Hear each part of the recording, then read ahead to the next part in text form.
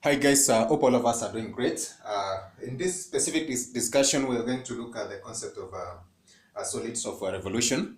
And as I said in our earlier video, the solids of revolution basically are obtained from a revolution of a particular section of the Cartesian coordinate system, and then we're going to obtain a solid from this specific rotation. So suppose I give an example of that one.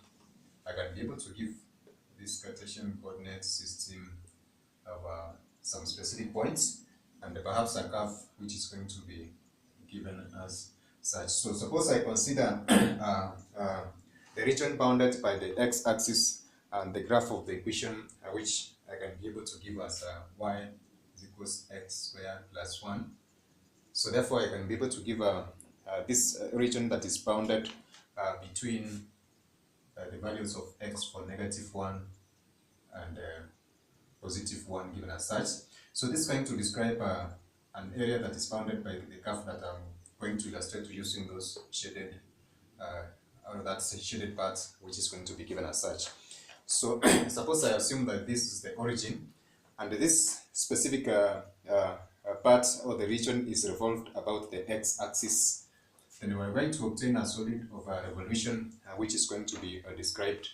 Perhaps I can just give it in a two-dimension aspect, which is going to be given as such. So we're going to obtain a solid that is going to have a two-dimensional illustration that is going to be showing as such. So this is -1, 1, and this is going to be 0.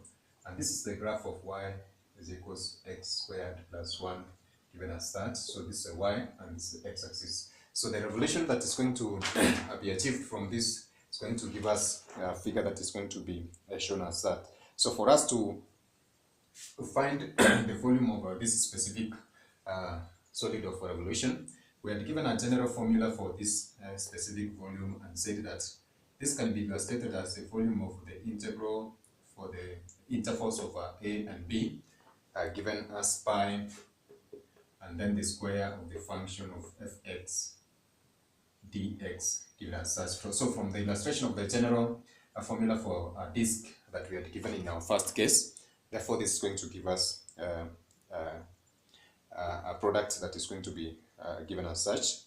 So we can be able to obtain this integral whereby we are going to have a substitution for this for -1, 1, pi, and then our f of x in this case is going to be represented using x squared plus 1.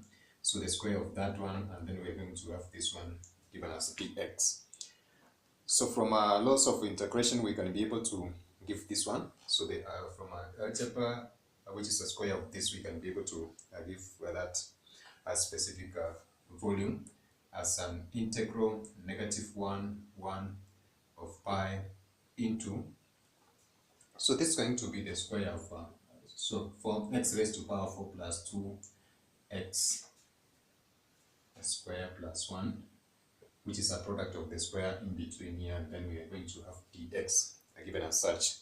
So from this one, we can be able to obtain another value whereby we're going to have this specific set of numbers being given as an area that is bounded between these two specific parts of a -1 and 1. And from some of the theorem that we had given for the integral of numbers that range between -1 and 1, we can be able to give that one as a volume which is equivalent to 2 pi. Now this factor, the coefficient of 2, is going to cater for this specific aspect ranging from 0 to 1, and therefore we can be able to give that one as an integral from 0 to 1, and then times 2, indicating that this has been given as 2 to cater for the area between this one and this one, which is equivalent to the area on my left.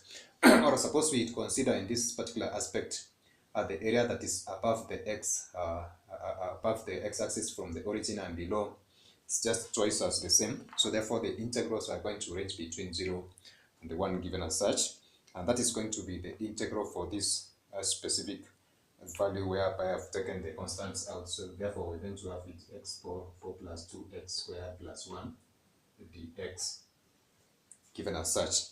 So if you do a substitution for that one, we're going to obtain 2 pi and then the integral of x 5 to power 5, and then we're going to have this one as 2 over 3 x cubed plus x, and then this is going to be from 0 to 1. So therefore we're going to do a substitution for 0, and for this second part we can see that we're going to have a second part for 0 for this specific substitution. But for the first one, it's going to give us a value. We can be able to do that one because of space. I'm just going to give a figure, and then we can be able to counter check. And perhaps if you find a different one, you can just tell us in the comment section, and we can be able to do a rectification for that. But this is going to be 11.7 cubic units, as the volume is given in cubic units. So this is going to be 11.7 cubic units for the volume of a revolution, or rather the solid of a revolution that is going to be obtained from this particular curve. So this is one of the ways in which we can be able to apply the concept of a definite integral in finding volumes which are obtained from a revolution over these specific curves and the range of numbers along either the x or the y axis respectively.